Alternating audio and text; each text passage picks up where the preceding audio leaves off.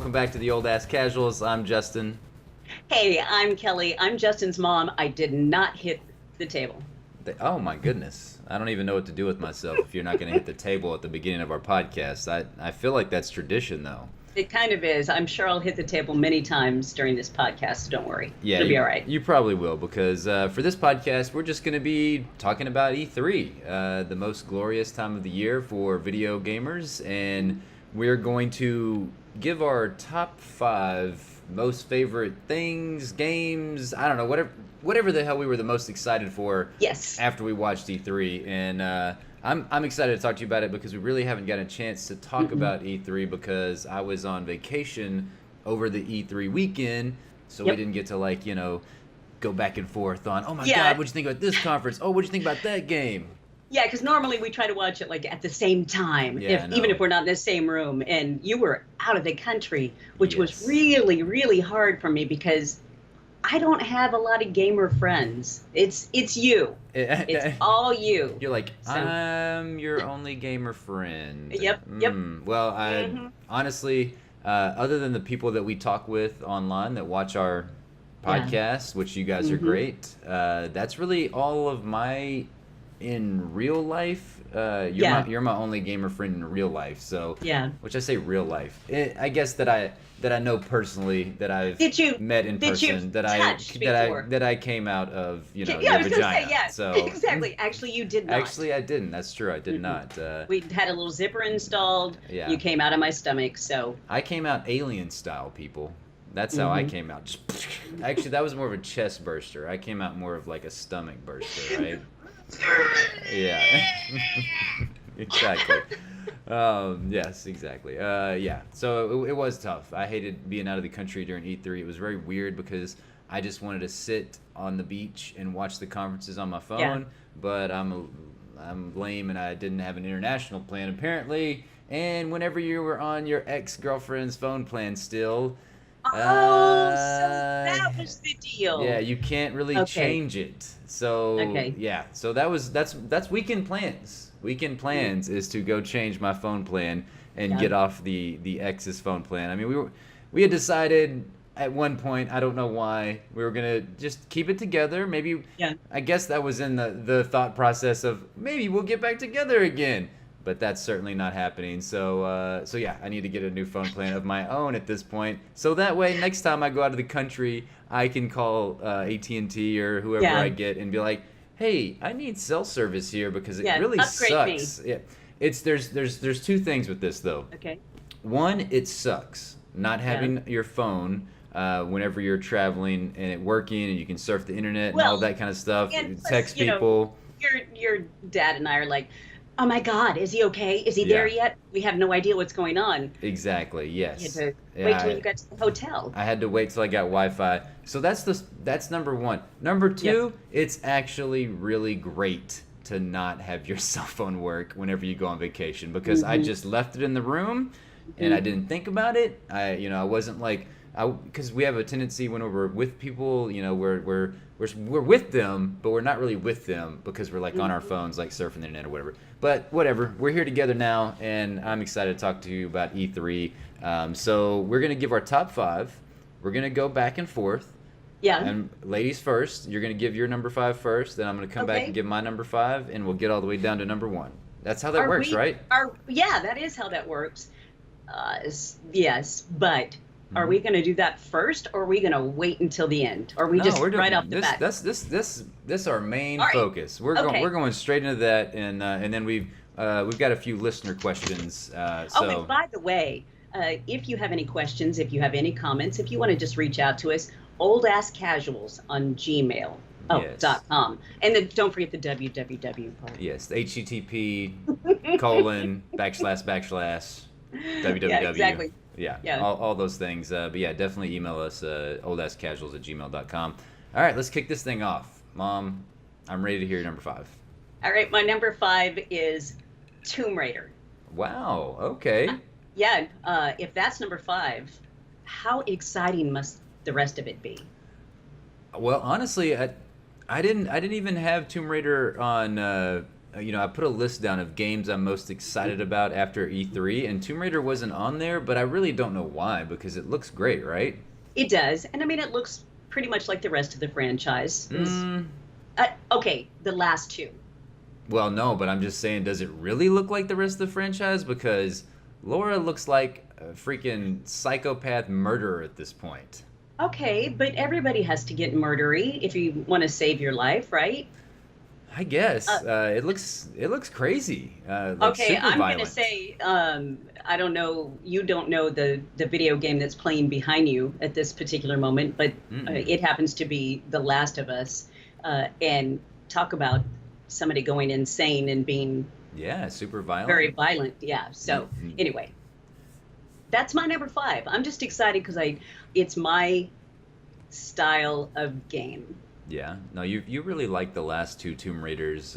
You played them quite a bit. I played the first one and I absolutely loved it because we grew up playing Tomb Raider together. We played all the the original Tomb Raider on PlayStation 1. That's her climbing. Yes, exactly, with the pointy boobs. Yeah, the huge boobies. Yeah, the huge cone boobs, for sure. And so for both of us, it was such a crazy thing to see this new transformation of Lara Croft and I guess it's Lara Croft in the Tomb Raider series. But it was so cool. I think that was 2013 when the reboot came out and everything, or remake, whatever you want to call it. I guess it was just a reboot because it was definitely not a remake of the original. Right. And it was fabulous. And I played a little bit of Rise of the Tomb Raider. It didn't catch me. It didn't pull me in quite as much as that first one did. I don't really know why, because it was better than the first one because they took some of the mechanics and they basically fine-tuned them and everything. Right. Like what sequels are supposed to do. I think for you, maybe you weren't as excited because you have a lot of different style of games that you can play. Yes. For me, I like just the single player story mode, third person, is that what you call it? Action adventure. Yes, that's I love that. That's my jam. I can't get anybody else killed with my shitty gameplay, and so that's why I like it. So I'm excited about it. No, it looks great. It's sad to me because I keep forgetting. I was talking to somebody and I'm like, man, September is going to be pretty crazy because Destiny 2, the Forsaken DLC, comes out in September. Yeah. It's like September 4th. And I'm like, I just don't think I'm going to give my money to them anymore because I've just kind of, for me, been a little bit disappointed in what they've been putting out and the fact that it's like, I got to pay $40 more for the DLC of the game that should have basically been there at the beginning. Right. But the point of this is that I keep forgetting that Tomb Raider comes out in September. And right, so put your money there. Yeah, no, it's. I think it's going to be great. I feel bad because I don't think those games have done commercially as well as they should have because they are fucking great games. They're phenomenal. They're cool stories. Action's I'll stream great. And that'll just make it shoot to the top. Exactly. Propelled to like the #1 selling game of the year. Just God of War, it's like get out the way, God of War. Red Dead Redemption 2, smack in the face. Crap. Dang it. Okay, and I will say my list, a lot of it is based on stuff that I didn't already know that was coming out. Oh, really? Okay. Well, I mean, like Red Dead Redemption. Well, I didn't even get shown at E3. Right. Yeah. Exactly. So I mean, it can't be part of my list. No. Screw that. Okay. What is your number 5? Okay. My number 5 it's not a game. It has to do with games, and it has a couple of games involved with it that will be coming out. But I thought this was really cool. Microsoft breaking out the piggy bank during their press conference and announcing that they're not buying just 1, not 2, not 3, but 4 new studios to bring into their first party studio development team and everything. And this is something they've needed to do because we both talk about it every time we talk about our Xbox One. It's just like, what do we do with that thing? Right. We play State of Decay with it, that's about it. I was watching Netflix on it. Oh man. Yeah, that's true. Yeah, it was your in the living room Netflix machine, really super expensive Netflix machine right there. Exactly. Yeah, and so that's something they've needed to do for a while is to come out Yeah. with some better first parties. Sony's been just absolutely crushing it with first parties. I mean, you just think about in a month's time they had God of War and Detroit Become Human come out like just bam bam right there, and they've had that going since about we'll just say at the very least early 2017. Since like the beginning of 2017, it's just been like boom, one hit after Right. another of first party games or games that came out to PlayStation way ahead. Because like I didn't realize that Near Automata or Near Automata, no, it's Near Automata. That's it. Near Automata, I think is how you pronounce it. I never attempted, Yeah, and I'm not yeah, going to now. yeah. You're just like, yeah, that game, that game with the. She's got that. She's got the little short skirt, and she kind of skates around. Super cute. Yes, That one. super hot. Like I'm like, I want to marry you. Yes, you've got an eye patch. I really don't care about that. You know. Oh, did she have an eye patch? Did we ever make it up that far? It took me about 2 hours before I made it up that high on the body. That's for sure. I always thought that was just an exclusive to PlayStation. What were you gonna say? Oh, I was just going to say, I do remember us playing. Oh, yeah. And you trying to get as many booty shots as you could. It was great. Trying to get her to kind of, like skate around to where her skirt was flying up. Yes. So I mean, we're so 12. The skirt physics in that game, 2 thumbs up. Two thumbs up. Yeah. Way to go, Square Enix for bringing that game out and everything. But I always thought that was an exclusive. It just happened to not come out to Xbox for like an entire year and some change later. So, which it's the same thing that happened to Tomb Raider. With the second one, I think that's why it didn't do as well, is because it came out on Xbox exclusively. Rise of the Tomb Raider did for, I think it was like a year. It was at the minimum a year. I was so pissed off. Yeah, it sucked because I do love my Xbox, and that's why I'm very happy about. And I'll get a little bit more into these developers that they purchased. But I think that's going back to Tomb Raider. I think that is what really hampered its success. Is that Microsoft? It looked like it was probably a good bet at the time of like, hey, we're gonna get paid a lot of money to bring it exclusively to Xbox, because it was basically to combat Uncharted 4 coming out on the PlayStation. And Xbox is like, shit, we don't have anything like that. Let's just buy Tomb Raider. They're the same game. The very similar styles of games. Yes. No doubt about it. And yeah, I think that really helped, made it where they couldn't succeed, and it's also making it where the industry and gamers as a whole are not as jazzed about Shadow of the Tomb Raider as they should be, because that game it looks top notch, like completely all around. Like the darker tone is cool. All that's cool. But anyways, I was excited about Microsoft purchasing these developers. They bought Compulsion, which is the developers for the new We Happy Few game that's coming out in August.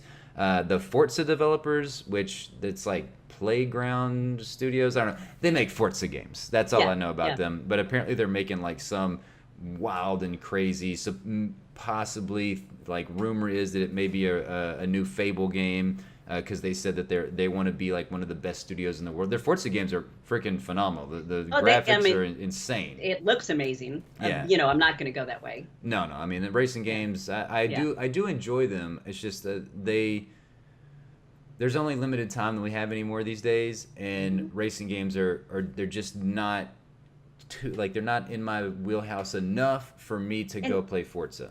Well, this particular one that they showed the trailer of, looked great. It looked amazing, and it's this amazing immersive world, and the 4 seasons and everything. I thought, crap, if I can only drive in a video game, I might actually enjoy it. Maybe you need to get that so that way you can practice your driving. But obviously they are world-class developers. The Forza games, their Metacritic scores are phenomenal. People love them. Then they bought Ninja Theory, which I thought was completely crazy. I was like, what? They went and purchased Ninja Theory, which, if you remember, Hellblade came out on the PS4 basically a year. It wasn't a year ahead of or a year, but it was about 9 months or so exclusively to the PlayStation. And yeah, that one blew my mind that Hmm. they bought Ninja Theory. There's been a little backlash with Ninja Theory, and like they came out with a video and kind of explaining it because they're so good with their fans. Right. And some of the fans were like giving them shit and like they sold out, and I'm just like, Right. no, they're gonna get a boatload of cash Hmm. to make some phenomenal, amazing Right. game. I mean, I don't know if you ever watched any of those developer videos when they're like the behind the scenes of Hellblade and how bootleg they had to like make that game. I mean, the main There's stuff. three dudes, Yeah, and they do everything, that kind of thing. exactly. Like the main star of the game was like, I don't know, she worked in like marketing or something. Yeah. Like in Yeah. in She was like the yeah, receptionist. exactly. She had never like done any like voice acting or Hmm. any motion capture. And yeah, I remember watching the videos and they've got like cameras taped to the walls and all kinds of stuff. And Love I'm it. just like, yeah, it's super like bootleg stuff. And they also bought Undead Labs. That one was kind of a given to me. I mean, the I makers know, of but State that of was the one that Decay. I was the most happy about. I am too. They deserve it. And they Hmm. did. I honestly thought Microsoft was going to throw them a lot of cash during the development of State of Decay 2. That's why I thought like they were like putting so much marketing efforts behind it, and I'm like, all right, well, they're going to give them some more money so they can buy some more developers and everything, and it was going to be like Right. this just amazing visual, just graphics crazy and everything. It just wasn't. Nope. But I think now it will be. Like I think State of Yeah. Decay 3 will be like the final realization of what Undead Labs can Yeah. truly do with that State of Decay franchise. And so I And think 3 is going to be just like, holy shit, bananas crazy. I will say, I have spent so much time playing State of Decay lately. Yeah, no, I you mean, have. I need to get back in there with you. my hands hurt. I've done nothing. My house is fallen apart. I had to, like watch all of the conferences all at once right before we did this podcast, Oh, jeez. because I had been too busy. I mean, I watched the first couple, and then I was like, "No, State of Decay is calling me." So, No, so anyway, I think that's great that you're like, I can't watch these conferences right now. I I gotta want to play a play an game. actual video game, Yeah, which is I mean yeah, that's what the conferences do for me. I get so excited that yeah, I'm like, forget this. We can talk about it later. yeah. I'm gonna go play a game. No, So I think that's great, and I'm happy for all these developers. I think it's great. I think it's a really good move by Microsoft because they need to start bringing it with their first party games because otherwise uh, there's no reason to own their console. So because you can play them on PC as well. So it's like why yes, you need the Xbox when you can right. play the games on the PC. So that's my number Yep. five. Okay. Um, you know, I went with all games here. Yeah, So well, yeah, I did. that was my only one that's not a game. Okay. So yeah, All right. So my number four thing that I was excited about, and this is a surprise to me that it fell in number four, okay. Fallout 76. All right, I like Yeah. it. I Yeah. like it. I'm so excited about this game. I played so much time in Fallout 4. I mean, just a lot of time. The only thing I don't like about it is that it's an online game. Yes. That's I what I like about it. Yes, and see, for me, it, you're quite possibly ruining my experience. Now, I think it could be fun because you and I can play together. Yes, I do like that. I think we were talking about this before, or maybe I was talking about it with somebody, and I don't know. And I was talking about the like Fallout. It felt lonely to me. It was with you. That was, I was yes, yeah. it It was was. it was with you because Hmm. for whatever reason, which I don't know why, because there's tons of like NPC characters Right, throughout the right, world, and there's always some kind of crazy creature that you got to fight. So, right. but it felt to me so much like a world that should be played with people, and so I get that Bethesda is known for their single player experiences, and Hmm. that's what people love Bethesda about. They had like a video last year at E3, or maybe it was Gamescom, I don't know, talking about we've saved the single player experience, and it had, I think it was either Susan Sarandon or I don't know, some big actress was like, Hmm. it was like a PSA type of video. It was hilarious. It was Yeah. great. And so people are like kind of throwing shade at Bethesda for coming out with this online only game, but Yeah. I was so excited when I watched the Bethesda conference and they came out. Todd Howard, brought everybody through everything. He's just amazing. Anyway, Yeah. is he okay? Is he related to Ron Howard? I don't think so. No, I don't think so. You're not Bryce's brother? No, I don't think so. Okay. Not that I'm aware of. I think Todd. Okay, I think Todd is he's actually. got He looks. red hair and he's pasty. He I can know. very. He could All be red part of hair, pasty people got to be related to Ron Howard, right? They have the same last name. I will say, I'm sorry, Ron, but Todd has too much beautiful, luscious hair. He does. To be that related gorgeous to Ron hair. That's Howard. true. That's true. Because I think that, Todd Howard's actually, he's not a young dude. He looks No. younger. He's been in the industry for like 25, 30 years or something crazy like that. I'd say he's in his 40s somewhere. I bet he's in his 50s. Ooh. I bet Okay, then. I know, yeah. You can go holler at Todd Howard. Hey, Todd. I'll call Todd Howard daddy any day. That is for sure. If he can get us, behind the scenes, get us Fallout 76 a little early. Yep. No, Play those games early. Yeah, I love it. I think it's gonna be a lot of fun.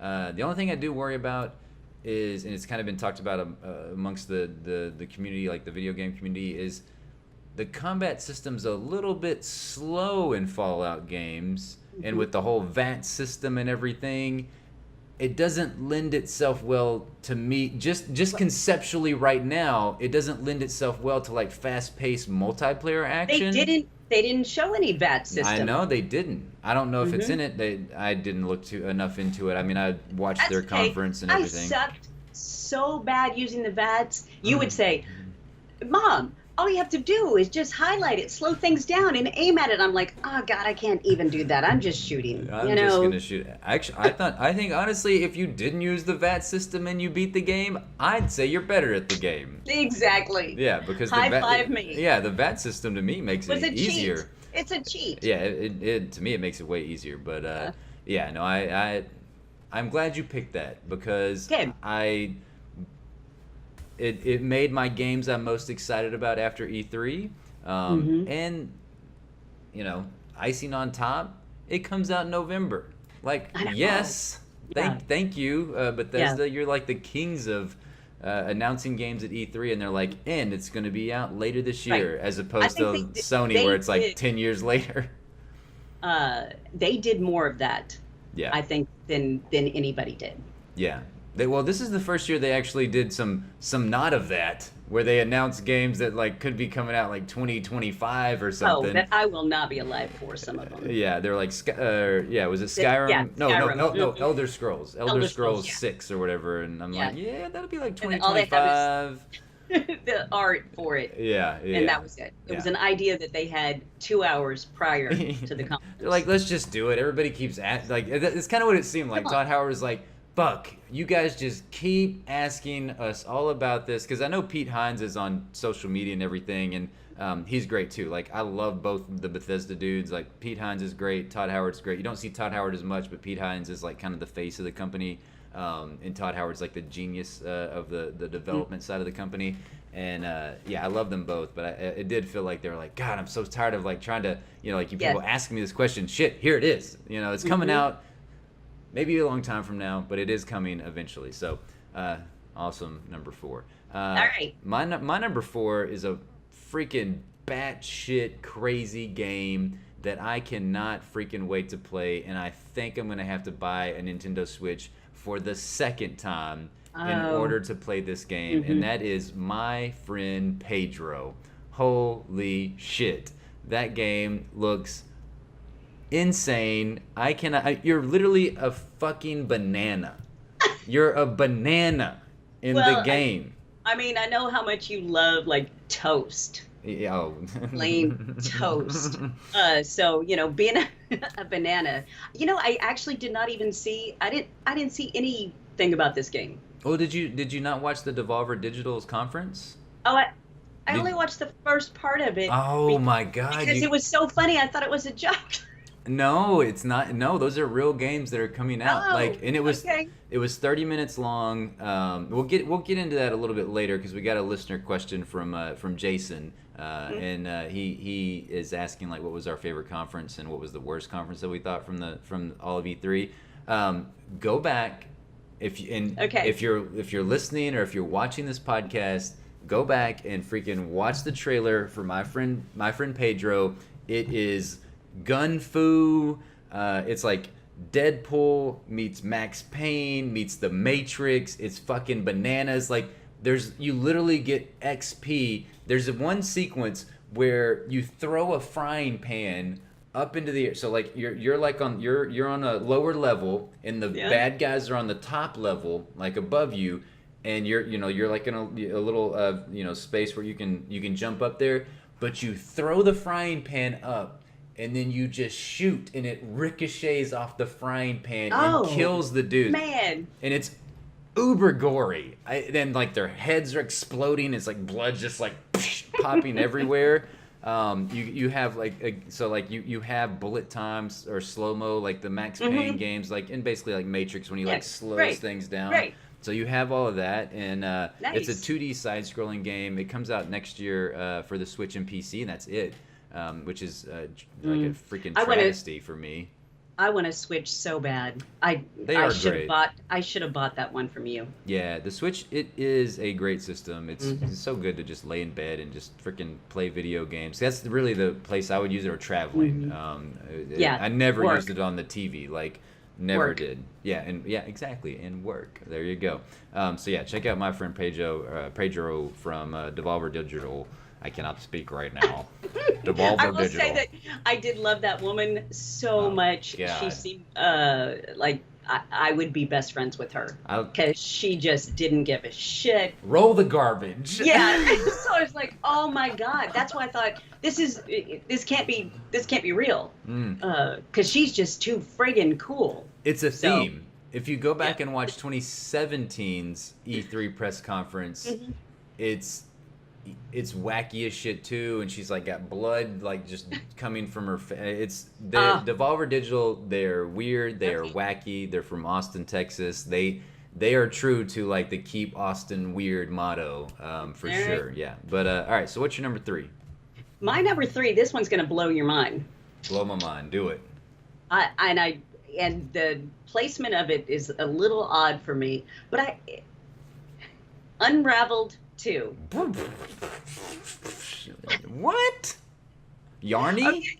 Yeah, because it was so adorable, and it was so different than I mean, when I spend all my time in State of Decay killing people, and so I thought, I need something to lighten the mood. Palate cleanser. Yeah. But here's the deal. It's already out. Mm-hmm. And do I own it? No. Yeah. So how did it come in at number 3? How did that get at number 3 for you? I don't know. I have no idea. So I put it there. I like the pick. I'm gonna stand by it. I like the pick because it was so beautiful. And it's got really, really good reviews. But the original Unraveled got great reviews as well. And they said that they took everything that was great about the first game and they made it even better. Yeah. And it's co-op, which is really cool as well. I know. So that's I thought. It is a game that you and I could play, and I think it's going to be one of those quicker games. And it's one of those things I really like about EA, which is the most hated company in the world. The fact that that conference. Oh Jesus! But they take these really small indie studios and they publish their games for them, and they get behind them marketing wise and everything, and take all their money. Yeah, and distribution wise, I don't even think they take all their money, because the studio that made A Way Out, that was published by EA, and apparently they're like taking, because it did so well sales wise,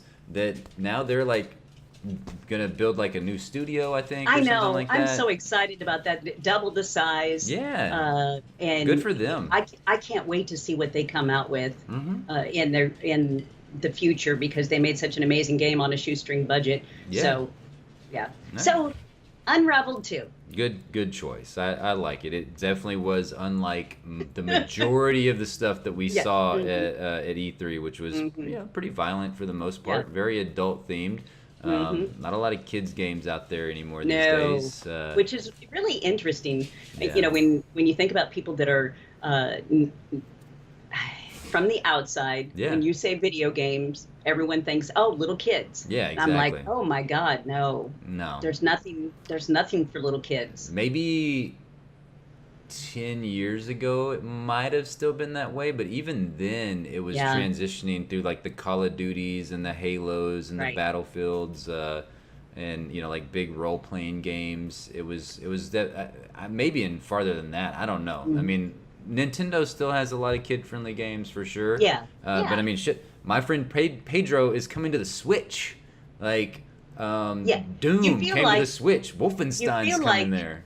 the Switch was made for kids, Yeah. and it wasn't. No, no. I mean, Yeah. it's I mean, it's just obviously it's just the reputation that Nintendo yeah. has. They've So, got family friendly hmm characters. Like right. that's whenever you're basically at this point your game mascots are Nathan Drake, Joel and Ellie. Like I can't think of anybody else at this point, but all the Sony mascots are hmm very adult themed Yes, mascots at this point. And I say mascots, I just mean like the characters that you associate the you're most right. with that hmm manufacturer. Same thing for Microsoft. You associate Halo and Gears, like hmm two extremely well, one extremely violent game, and then one very like adult themed game in Halo. So Halo's hmm not as violent. Gears of War, I mean, you're chainsawing people in half. So I love I love Gears of War. I am excited for Gears 5, even though it's not going to make my list. Well, and Um, Halo didn't make my list, but no, and I've never played any of the Halo games, but it looked amazing. it looked cool. I mean, it didn't. hmm They didn't have a whole lot to show, but just the simple fact that it's coming out. They showed the warthog, riding in. Uh, I think it's going to be good. I feel like they've learned their lessons. 343 has definitely learned their lessons. So, if you didn't, and this is for you, Mom, just if you didn't know, so like the way that Halo is gone, Bungie created Halo, hmm the developers Love of love Destiny. Bungie. Yeah, so they made Or loved yeah, Bungie. exactly. Loved Bungie. I think it's hmm more like love Bungie. I don't even know at this point. Bungie and Activision, I don't. They're like they're crossing the lines too much. Yeah. But yeah, so they originally made Halo. Okay. I think they stopped with Reach, may have been their last one, and then 343 Studios took it over, which was like that was like a Microsoft in-house development team that and yeah, they haven't really had the best track Mm. record. Halo Master Chief Collection Blue didn't Yeah. still to this day doesn't work great. It was a really great concept, really great thought, and then Halo 5 was kind of like meh. So hopefully they can bring it back with Halo Infinite. All right, my number 3 is a word that I do not know how to pronounce Oh, all that goody. well. I don't even know why would I have picked that. Like it's like I set myself up for like failure. I mean, the second part of the title I got that one's easy, Okay. but the first part, Sekiro. Oh, yeah, yeah, yeah, yeah. Sekiro Shadows hmm Die Twice Yeah, yeah. looks so hmm badass. It's hmm from Software, the developers of the Dark Souls, Demon Souls, and Bloodborne games, and it just looked so cool. Yeah. Ninja games were kind of a theme this year, which was really weird. Like we haven't got Yeah. ninja games in a long time, and now we've Right. got And then three two, of them. two. Well, Okay. Neo's the third, which they didn't really Okay. talk about Neo that much. Yeah. Neo 2 is the sequel, and it's ninja style, samurai, whatever. hmm But yeah, I thought that Sekiro game looked badass. It's got a badass ninja with a freaking like grappling hook arm or something that I mean he's just like shooting it out and Yeah. stuff. Looked really rad. Japanese fantasy. I love Japan. It's one of like my favorite places on the planet. I've never been.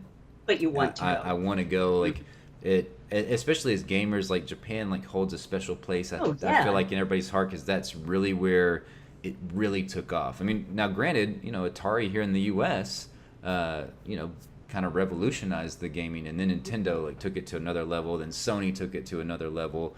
And we have Microsoft, which is a U.S. company, which is great too. But yeah, but nice of you to say they're great too. Yeah, no, I love Microsoft.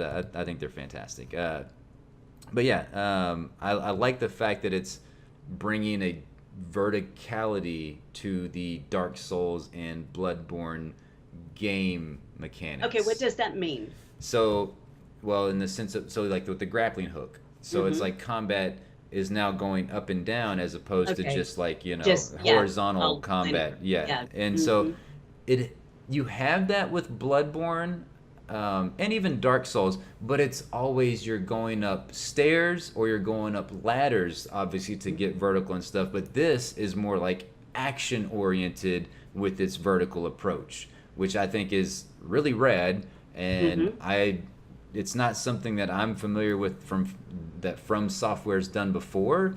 And supposedly it's not going to be as Souls-like in its difficulty. It's going to be more action adventure oriented, which is kind of nice. Yeah, I mean they've made like I think I read that they've made 5 Souls games in 10 years, 1 Bloodborne game.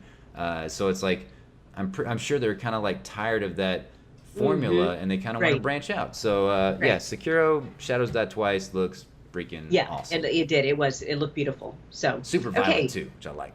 Yay. Yeah. My number 2, I think you'll be totally on board, and I wouldn't be surprised if your number 2 wasn't the same game. Okay. And that's The Division 2. It looked so good. Oh my God. I am so excited to play that. I was excited to play the first one, but it kicked my ass very quickly because I wouldn't play any multiplayer. You have to. Yes. You can play it single player. Yes, you can, but you have to be better than I am. It's difficult. I mean, there's some major bullet sponge characters that you have to just like just unloading clip after clip after clip, and they're just kind of flanking you. They're coming around. Yeah. Well, what I really like about this is as I told you, I was like, my Xbox is now going to be my multiplayer console, so that way I have an excuse to go play it, and I can play my PlayStation behind me on the bigger TV and get those amazing single-player experiences. The Division 1 is now on Xbox Games Pass because I just went and purchased The Division for the Xbox because I was like, all right, I'm gonna start playing on the Xbox. That's what I want to do. It was like I didn't get ripped off. Obviously, it was like $10. So it was very inexpensive. But now it's on Games Pass. I almost want to say that shit's free. It's $10 a month, and that's all you have to pay. And Game Pass is amazing. They're doing a fantastic job with that. Yeah. I want the PlayStation to get on board because lately, what do we have with PlayStation? It's called PlayStation Now. Yeah, it's they've been kind of sucking. It's booty. I know. I mean, I saw it. It was on like a tip of your tongue. It's booty. Yeah, it is. It is total booty. So anyway, I guess I need to get the Division on my Xbox. Well, you have Games Pass, don't you? I got rid of it. Oh, you did? Okay. Yeah. I got it for Sea of Thieves, which I did not enjoy. We didn't play it at all. I think we might have enjoyed it had we played it together, but it came out during God of War time. Like it was at a bad time for that game to come out. Like Sea of Thieves should have came out now. Like it should be coming out June or July. Like when the game game release time is super slow, it would have given them a couple more months to get some more content, which is basically everybody's complaint about the game. There's there's like no content in the game. They should have rethought that a little bit more. But I love your pick of the Division 2. It was back and forth for me for my number 2. But I was like, all right, dependent upon what you said in your top 5, that was the one, that was my spot that I was going to switch. What if you didn't come up with the Division 2, then I would have put it there as my number 2 because it looked fantastic. I love, we had like this wintry setting in the first Division, and now we've got like these lush green environments. It's gorgeous. Didn't it remind you of The Last of Us? Oh my God. Yeah. It was very Last of Us feeling. It was so dark, and I just the whole theme. I'm thinking, oh, smart on them. Get on that Last of Us train. Yeah. So it looks great. It does. It looks really good. So it should be fun. Yeah, I think we're gonna have a lot of fun with. I think so too. With the Division 2, I'm excited for it. I was hoping it was gonna come out this fall, but honestly, I'm kind of glad now that it's not, because that'll give us more time to sink our teeth into Fallout 76. I know. Which I'm excited about. So, so all right. So that's number 2. My number 2 is Spider-Man. It's taken a while for me to come around, even though I love the character of Spider-Man. He's one of my favorite superheroes. I don't know why it was taking me so long to be like, yep, this game is going to be badass. I mean, I love Insomniac games. Freaking Ratchet and Clank, one of my favorite series of all time. So I don't know why I was like not coming around to this as much as I should have. But yeah, what they showed off looked freaking amazing. It looks like so much fun. It really does. I love Spider-Man, but I'm just not that into it.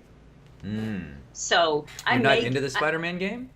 No. It didn't do it for you. I mean, it looks like a lot of fun, and I could see that it would be fun, but it's not one of those ones that it's like, oh, I'm gonna, pay $60 for. Yeah, it's not a day one purchase for you. Right. No, I mean, fair enough, because again, for whatever reason, it wasn't clicking with me beforehand. I thought the trailers always looked really good. The combat looked great. Visually, it was stunning. But for whatever reason, I don't know why, it just wasn't clicking for me. But after this trailer and just seeing some more of the game, the fact that you get up there and you've got all these famous Spider-Man villains that he's fighting at once. I don't know. I think maybe that's what did it for me.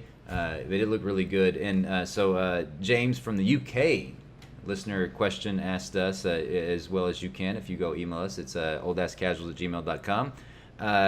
Asked, who was that at the end of the trailer? Because if you remember, we've got these villains. They're beating the crap out of them. I think it was Electro, it was Rhino, and I can't remember. There was like 4 of them just beating the snot out of Spider-Man.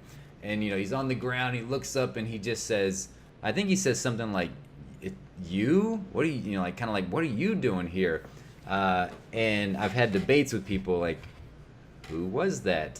It was Thanos. It was Thanos, and he's like. Because he comes in everything lately. And all of a sudden, like, the Spider-Man just like starts disappearing. Sorry, spoiler alert for the Avengers movie. Oh, great! Thanks. Have you seen it? Mm-mm.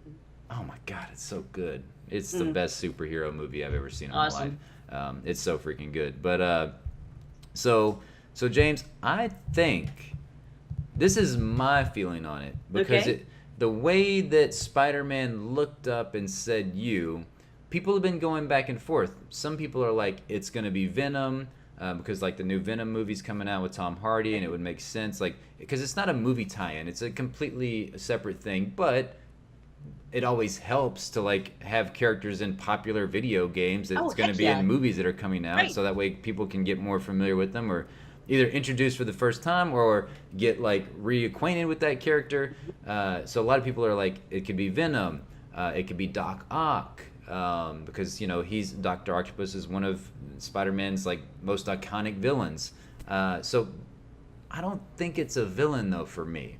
Now I don't remember seeing like the bad guys that were beating Spider-Man up. I don't remember seeing their faces whenever Spider-Man was like, "You." I feel like the way he said it was somebody coming to his rescue. And it's one of two people for me. It's either Iron Man, because they've been very prominent together throughout the Avengers movies, as well as Spider-Man Homecoming. Like Robert Downey Jr., Iron Man was in Spider-Man Homecoming. It's either Iron Man or it's Miles Morales. That's what I'm going with. Miles Morales is the new Spider-Man. So, which I'm pumped. Either way, it's going to be great. Can't wait for that game. And it comes out in September as well. So we got Shadow of the Tomb Raider, Yeah. And Spider-Man coming out in September. Awesome. So very soon, very soon. All right. So what was your number one? And I think I'm gonna replay. Oh yeah. Yeah. I was having a hard time concentrating on you a second ago. Why is that? Because it was playing an awesome trailer. Yeah, it was. Well, it was Norman Reedus in the shower. Oh, does that get you going right now? I didn't know No, that got you going these days. It doesn't get me going. It was just interesting because he's got blood dripping off of him down in the shower. Because he needs to take a shower on The Walking Dead. Because he needs to take a shower. Finally got the shower happened. in Death Stranding. How did nobody make that joke during E3? Yeah, for real. Oh my God. That tells you that not many people are watching The Walking Dead anymore. Boom, boom, boom. All right. Yeah, exactly. All right, so what's your number one? My number one, okay, so obviously, what do you think my number one is? I was wondering if you were going to put it on your list, but I'm going to say your number one was... Your number one was... My number one is The Last of Us Part 2. I was trying to find some crappy game that came out, but I didn't have anything. Okay. So now I will say I have a co-number one. Oh, really? Which I thought you would find interesting. Because I'm always the king of okay, I've got exactly. a 1A and a 1B. Right. You always do that to me. You're like, just give me 5 things, and then yeah. So obviously the Last of Us Part 2. We got gameplay. Yeah. Or supposed gameplay. Some people say that it wasn't, but scripted gameplay. Right. They could have worked on that. Because I think they call it in the industry a vertical slice is what they call it, and it's basically something that the team. It could even be a separate team of the development studio sometimes, and that is their sole focus is to get this finely tuned, perfect, the thing that they're gonna show at things like E3 or Gamescom or PAX or PSX that is just totally wows you and looks amazing, and then they downgrade it once the game comes out itself, because holy shit, that was light years better than anything I've seen with Naughty Dog. Yeah, it was so crisp and clear and obviously beautiful and unbelievably dark. Oh my God. Jesus. Which the only thing I can think of on why Ellie was just so horrible and evil and going around killing everybody is, Joel's dead and she's avenging his death, because we did not see any Joel. This is two trailers in a row, 2 trailers and gameplay in a row that we haven't seen anything from Joel. So he's not there. He's dead. He's gone. That's why she's so pissed off. I don't know. She is hella pissed though. I mean, freaking hammering some dude in the face, slitting people's throats. She shoots that chick in the face. Oh my God, that was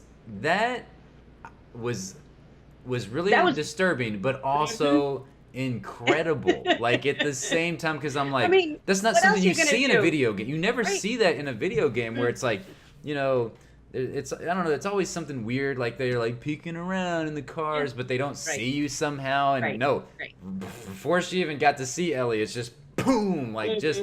And it wasn't a chest shot, or she didn't shoot her legs. I thought, okay, she's gonna shoot her in the leg. Well, because take her she was knees aiming out. at her knee. Yeah. At first, and then, my God. And I thought, well, that's a really stupid move. Don't give away your position by shooting her in the knee. And then she had no choice, because the chick bends down and here she is, and she blasts her in the face. Just straight blammo. I see myself obviously dying so many times in this game, so many times. It looked more intense. Yeah, than it was very intense. Doesn't look like there's in this particular slice of the game. Yeah. There was no sneaking. I mean, there was a little. I mean, she was in the. You could get down into the grass. And did that not remind you of Horizon? that felt Oh very yeah. Oh yeah. Horizon-esque, and like the Hmm. way that the grass stalks were like, Right. like Right. moving, And and you saw that, you could, if I just get to the yeah, the to grass, that and grass, I'll be okay. yeah, then Uh, you were invisible at that yes, point. suddenly I don't I'm know. For me, it looked like invisible. it was even more like stealthy than The Last of Us previously. That's Maybe. the vibe I got. Because now, granted, it was hellacious action, but I Hmm. also felt that was for a reason, because they wanted to show us the most insane, extreme little clip Hmm. of gameplay that they could show us. And if Yeah, they just showed her like stealthing around all the time, that then would be it would have boring. been pretty Yeah. boring. It would have been basically like that. I'm pretty sure we saw a trailer where there was literally just somebody walking. I forget which trailer that was, but it was just it was really freaky. Oh, actually, it wasn't bad. It was just funny. It was actually still a really cool trailer, but Death Stranding, and like the gameplay was just Norman Reedus walking through like a bunch of Yeah. different environments. Like, I Yeah. mean, they were gorgeous environments. He's behind you right now doing it. Oh, okay, yeah. Yeah. I mean, that's Um, like all it it's was. just that game pissed me off so bad. Oh, it didn't piss me off. I loved it. It's gorgeous. It's Uh, beautiful. and it's weird as shit. It is weird, but we got no answers No. at all. Well, I have no idea. Norman Reedus still has a baby in a jar. yeah. Um, he still has a baby in a jar. I feel like we got a few answers. A few, Okay. very few. And Mhm. I feel like some of the answers we got. A hangnail. He has a hangnail Oh, God. on his toe. Oh, God. When he ripped his toenail off, sweet God. I mean, that brought me back. That was like flashbacks to. Uh-huh. And my toenails just kept falling off Yeah. that summer when I lived San in Diego Atlanta. Comic-Con. Oh, geez. Yeah, it was terrible. But so I feel like we did, this is total aside because Death Stranding did not make my number one. But so I feel like we find out that these people, and Mhm. Norman Reedus is one of them, they have some sort of powers. And whenever he's having the conversation with the hot blonde, she was in Mission Impossible 5. I think she was in like Blue is the Warmest Color. Her name's like Leah Seydoux or Seydoux. I don't know. She's French. She's gorgeous in real life and in the game. She like asks him something about like, what level are you? And apparently I think she's a higher level than Norman Reedus's character is, so she Mhm. can see these like creepy ass like black creatures that are floating in the sky.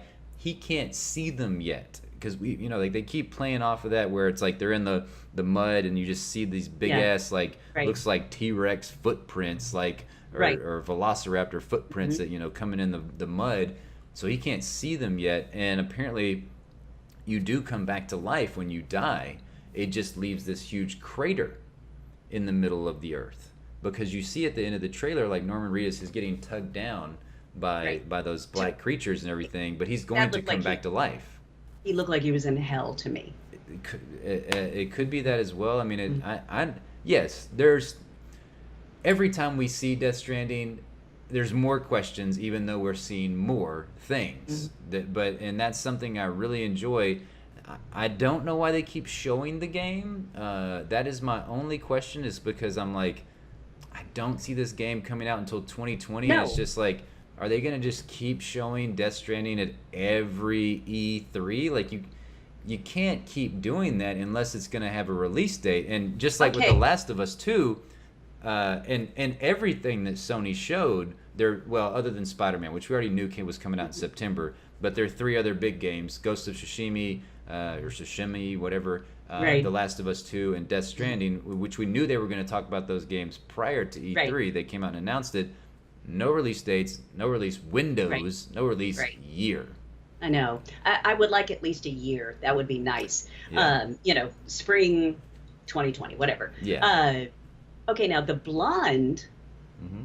at the end Two was blondes. actually okay because one of them was Lindsay Wagner. Exactly. Yeah, and I watched an interview. Yes, with, that blew her. my mind. Yeah. And the fact that he said that was the person that he has most admired because he remembers watching The Bionic Woman. Yeah. And for me, I grew up watching The Bionic Woman. Yep. And she would do this move with her hair, and I always wanted to have silky blonde hair so that I can make Do that the- move. Do the moves.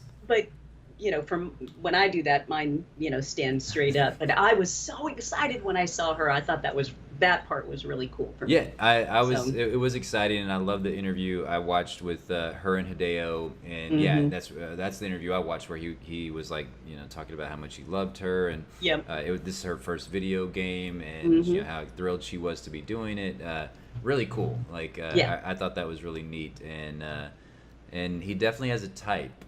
Because the other blonde looks exactly like a young Lindsay Wagner, basically. Yeah. Well, he obviously made Lindsay Wagner young in the video game, which was really, for her, she's like, look how hot I am. Exactly. Damn, looking good. Yeah, she looks just like she looked. And as Bionic Woman, yeah. Yeah, no, I agree. Okay, so I think if I give my 1A. Yeah. Well, is that your 1B? Okay. Because I would assume 1A has got to be The Last of Us 2. The Last of Us 2. Yeah. I'm afraid that my 1B is probably the same as your 1. I don't think so. Okay, then I'm going to give it. All right, go right ahead, because I don't think so. I'm super excited about this. I'm so excited. And this one's the one that's going to blow your mind. Resident Evil Reboot. What? I could not believe that is my number one. That is I know. Absolutely my number one. I lost my shit whenever I'm watching the Sony conference, because I was like, man, this isn't that good of a conference. Like, they had that wacky ass, like, we're going to take a 15-minute intermission and, like, move the audience from one room to the other. And I'm like, we're like 30 minutes into the conference and we've seen one game. Like, what the hell is this? And then you see that, like, freaking rodent, that little mouse rat, just like, like, and I'm like, what is this? What's going on? And then all of a sudden I'm like, holy shit, that's Leon Kennedy, and that is Resident Evil 2. That's freaking Raccoon City. Mm-hmm. Yeah. I know. Lost it at that point. Me too. I wrote, Resident Evil 2 winner. I was so excited because that's another game that we played a lot. Mm-hmm. Yep. When, you were young. Mm-hmm. I was, you were young. I was young too. Yeah. But all I was a backseat gamer at the time. Yeah. And I just had so much fun with that game. And we've had fun playing Resident Evil. Yeah, we have. Since then. Yeah. So. That game has been like rumored and / development hell. Like, there was even this like group of people that were developing their own Resident Evil 2 remake, completely separate from Capcom. And then Capcom just comes out and they're like, drop the mic, January 2019. And I'm just like, not just clear, like, not just merely the fact that it got shown, but that it's coming out like this soon. Just completely blew my mind. I honestly think, because like, we played Resident Evil 7 together. We didn't beat it. We just played it for a while, and it wasn't you weren't as high on Resident Evil 7 as you have been with the past Resident Evils. They went to first person mode. I'm not gonna lie, like, Resident Evil to me is third person. It's a third person horror game, or horror action and adventure. Like, it's all kind of in one at this point, because the series had kind of just like went off and they did some crazy action stuff. So I love the fact that Resident Evil 7 took it back to its horror roots. Oh, yeah. Because, holy crap, that game was hellaciously scary. But I think you're going to like Resident Evil 2, this remake, much more, because it's third person, it's over the shoulder, it's, it's not going to be quite as like torture porn violence as like some parts of Resident Evil 7 were. So I think that I am extremely excited about it. It's Leon Kennedy, Claire Redfield, just going back to Raccoon City. Resident Evil 2. So Resident Evil 1 is my all-time favorite game, but it's because it was the first one. That doesn't mean it's the best one. But Resident Evil 2, in my opinion, I know like 4, it's fabulous. I love the crap out of 4. It is amazing. What they took that Resident Evil series from 3 to 4 was revolutionary. It like changed the landscape of gaming whenever it came out. But give me 2. Like Resident Evil 2 is my jam. Like it's just so, it was so good. I cannot wait to go back to this. I am surprised it's your number 1 because I was like, what would her number 1 be? I was like, I can't, there's a lot of really good stuff that was shown at this conference. So I couldn't quite decide what your number 1 was, but or 1B, 1B. My 1B I just felt like was for you and I. It had to be up there because I just thought that was so much fun. I was super excited, and it was such a surprise. Yeah, no, it was. Oh man, Resident Evil 2 looks so good. I cannot wait for it to come out. And I've I've read and watched some people that got to play like behind closed doors demos and everything. And I really like Alana Pierce. She works for IGN. I don't just like her because she's super hot. She is super hot, but I feel like we gel like a little bit together on our horror games, and like some of the, like, she really loves Gears. Like I love Gears. I think she's like really big on a third person like action adventure, similar to you as well. Right. And she was saying that it was amazing. Like good. She was like, it was so good. It was everything I wanted and more. Like because the game is made in the Resident Evil 7 engine, which is kind of weird because they took that Resident Evil 7 engine, which is first person, and like made the remake of Resident Evil 2, which is third person. They did make it like more over the shoulder, kind of like God of War. So yeah, I'm pumped. Very good. Number 1 A, B choices. I mean, The Last of Us 2 is gonna be, it's gonna be phenomenal. Like, holy shit. I wanted to go back just real quick to tie back up, or basically like close out the Last of Us 2 talk. You said you thought Joel was the one that got killed. I think it may be that chick that she was dancing with. Well, okay, that's a good pick. I think she might get killed. Maybe.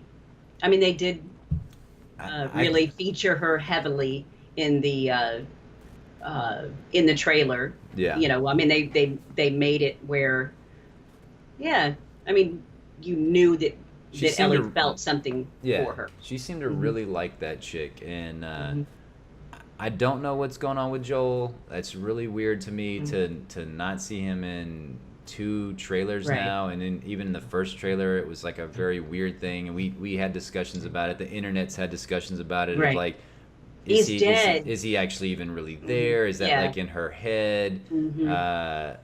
And I think they've came out, like Neil Druckmann's came out and said that Ellie's the only playable character in the game. Is that just like blowing smoke? I don't know at this point. Like, I get that.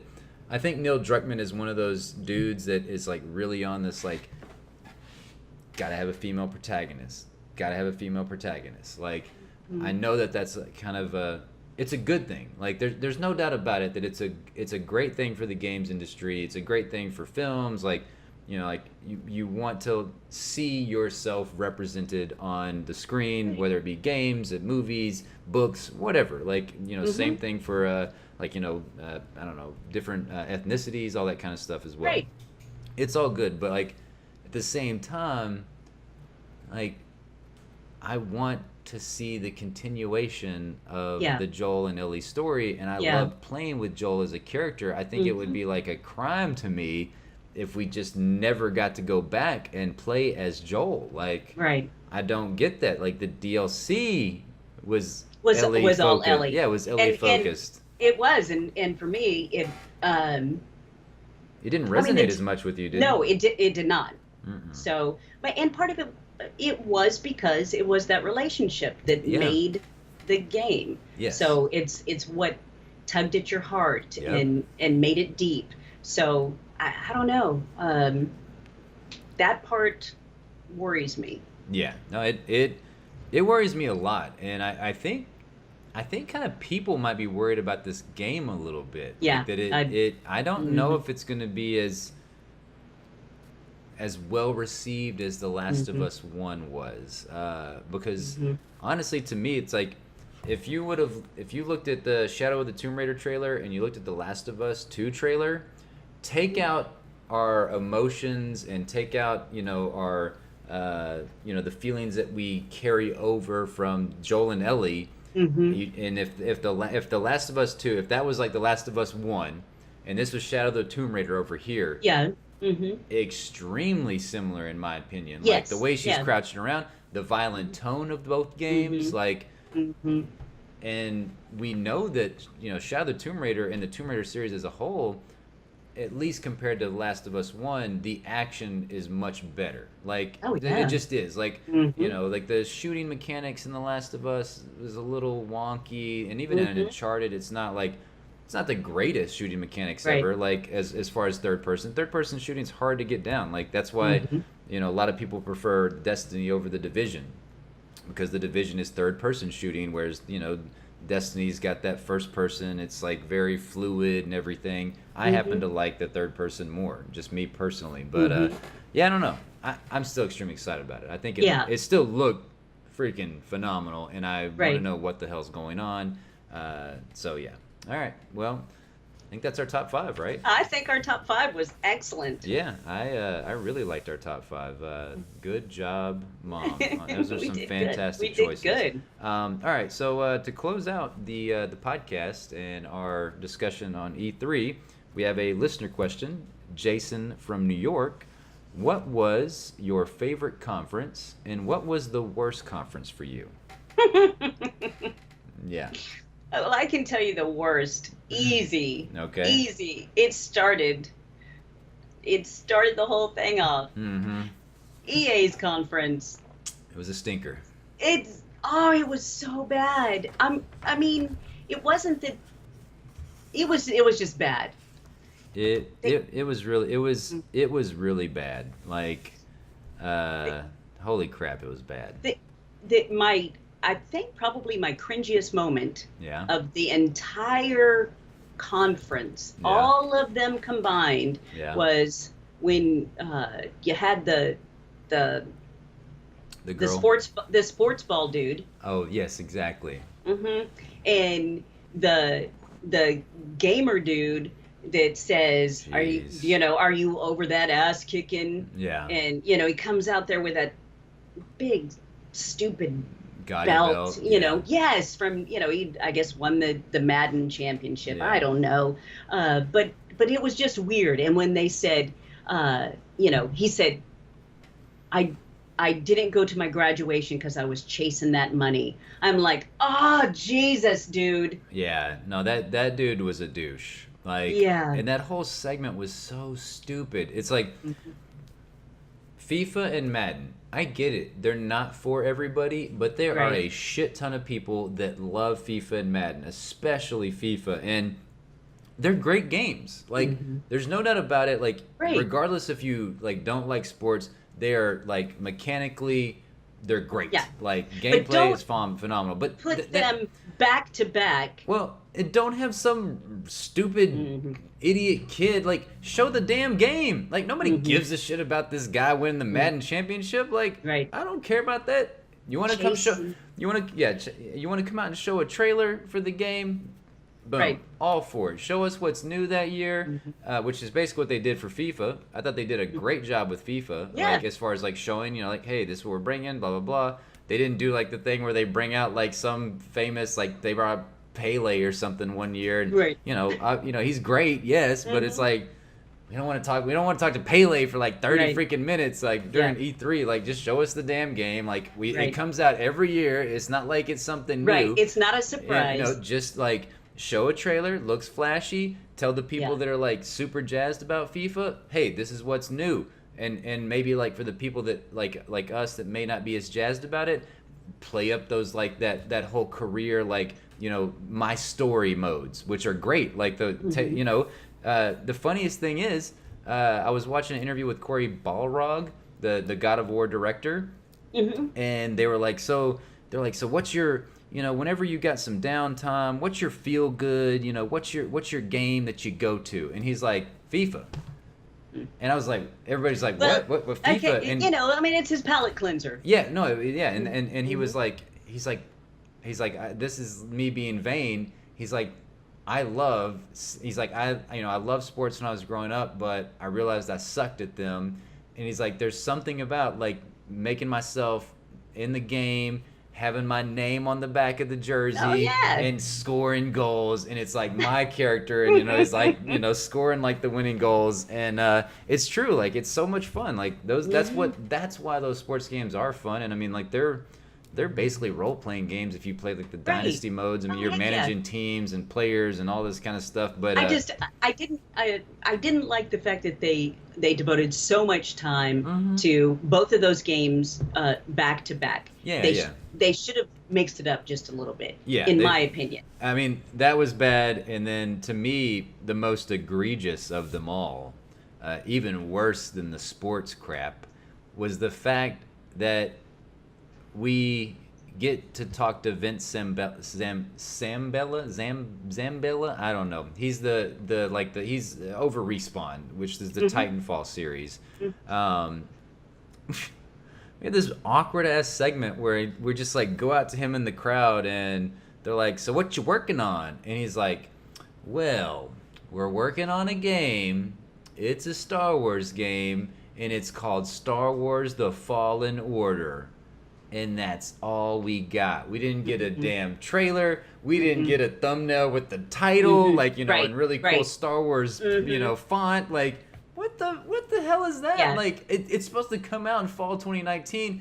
We got Anthem up there, which is a cool looking game, which comes out like in February. So Anthem comes out like in less than a year, and we're seeing concept art.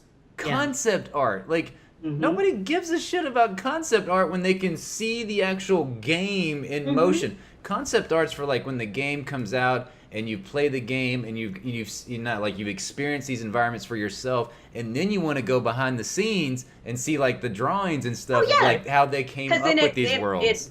It means something to you then. Exactly. Like I was like, I mean, to me, that's why EA was definitely the worst conference, because like Anthem, their most exciting game, it deflated my like feelings for that game. I was like, man, I was excited for this game. Not so much now. I didn't even get to it.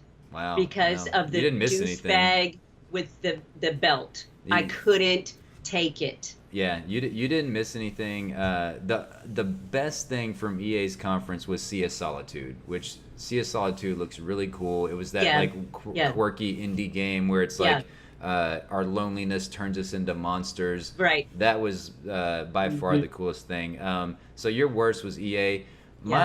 My worst was EA, but Square gets a very close nod for second, because that was a waste of my 30 minutes. It was just, trailer after trailer. Half the trailers we'd already seen before during like the conference. So I'm like, what the crap's going on? And then they showed some trailer for Quiet Man. It was like a live action trailer, and it looked so damn terrible. Like, I was like, Square, why did you guys come out? Like they've got this Avengers game that everybody wants to see. It's like, I mean, they came out with that little teaser trailer. It was like showing like Thor's hammer and Captain America's shield, and like I think it had the Iron Man mask or something. And you're like, oh my god, this looks freaking amazing. And they didn't show anything for the Avengers. Like, what the hell was that? It was garbage. But the fact it was only 30 minutes, where EA was like an hour and a half. Exactly. At least they kept it short. Yeah, and like EA's like actually there. They had like their people there, and I mean, it was garbage. It was straight, it was straight hot garbage. So their whole open of the show prior was super cringy. Oh, okay, which one was it too? Let's see. Ubisoft had like the band that came out. Yes, oh my god. Did you not like that? It was so bizarre. I give them a pass because it was wacky and it was like a dancing panda, right? Yes, but it was too long. It was really because long. It was like 4.5 minutes into the conference before they actually started, talking about yeah. And I mean, that was about a game. It was dance. What is it? Dance party, Yeah, dance. dance, or Yeah. I don't know. So, What one of those but it was dance games. so. It was just. It was La La Land isk. I mean, it was just. It was that was It just weird. it lasted a little bit too long, and then they had Hmm. another musical segment later on with the dude Donkey Kong, like Mario Rabbids plus Donkey Kong. But that was cool because it was like the actual Donkey Kong theme and Yeah. everything. So that Okay. I gave that one a pass. And But they had my boy, Joseph they had my boy up Gordon-Levitt. there. I Yeah. know, like, So yeah, it was. I was like, oh, Justin's favorite. Yeah, I really loved seeing him. He's getting a lot of flack right now from a lot of like the artist world out there because of like, which Just because of I mean, I get it. the Like, collaboration that they've got going on. and free work and everything. Mhm. Beyond Good and Evil 2, I thought that looked amazing, looked really cool. Mhm. We were talking about the Division 2 free Mhm. DLC. Well, that's what they announced. I was like, hell yeah, Ubisoft, you're doing it right. Yeah. And I just have to give a shout out because I just wrote in my notes. Holy shit, Assassin's Creed Odyssey looks damn amazing. Like, I know, and because I've tried to play those games and yeah, I haven't been able to get into them, even though I want to so badly because they just seem like something that I would like. yeah, And that does it looks good. So yeah. I'm seeing what's going on behind me right now. I don't know what's uh, happening, but there's trailers. There's more oh E3 stuff. I oh don't yeah, know, it's that Battletoads or something. yeah, that's it. Yeah, Battletoads. Hmm. Yeah, so I thought that was really cool. All right, so what was your best? um, I guess I'm gonna have to. This is lame. It's lame. Why is I'm it? gonna have to go with Sony. You a Sony pony. Yeah, I mean that's so lame of me, but No, it's not lame. I mean, they did they other than the structure, what they showed delivered. Like hmm the fact that we knew four of the games that they were going to right, show off, and all four of those games in their own way, like killed. Like killed it exactly. was amazing seeing more of each of those games. Right. So I don't And think, then and Resident Evil 2. I mean, Resident Evil 2, I the surprise of that to me just made it where Sony was the winner. I in my notes I put holy fuck RE2 remake 12519, and I put because I had been writing notes for a lot of the conferences like as they Hmm. were announcing games, and then I just put lost track after this point because I was so happy about the Resident Evil 2 remake. So I knew you'd be super happy about that one. So yeah, no, it was bad. And that Control game that they showed from Remedy, or no, yeah, from Remedy Games, the makers of Quantum Break, looked amazing. It was the one with the chick, and it had like the gun that like came together as she was holding it in her hand, and she's like got these superpowers where she's like throwing things at people, oh and God, how do I not remember that one? I don't know. It looked amazing. Like it almost made my top five Oh, because it looked really good. Quantum Break was like a really really cool game. Not a lot of people played it. I didn't beat it, mhm. but it was really cool. Like I liked the concept of Quantum Break and everything. So all right, so Sony is your number one. Yeah. What's yours? Man, it's so tough. It's between two of them. Hmm.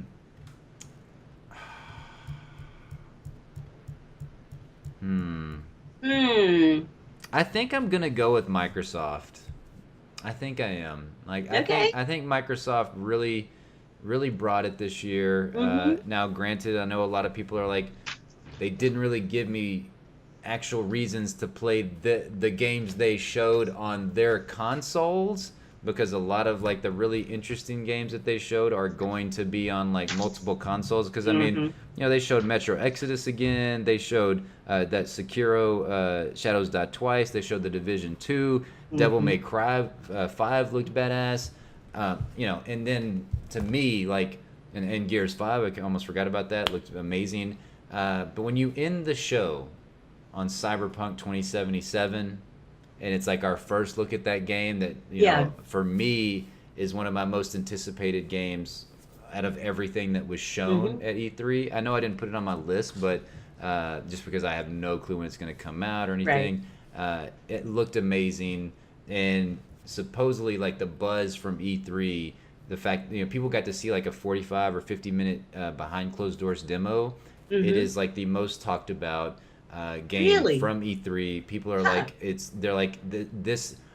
People are saying there hasn't been a game like this on this level where every single person that got to see it at E3 was like, "Holy shit, that's the best thing I've ever seen in my life."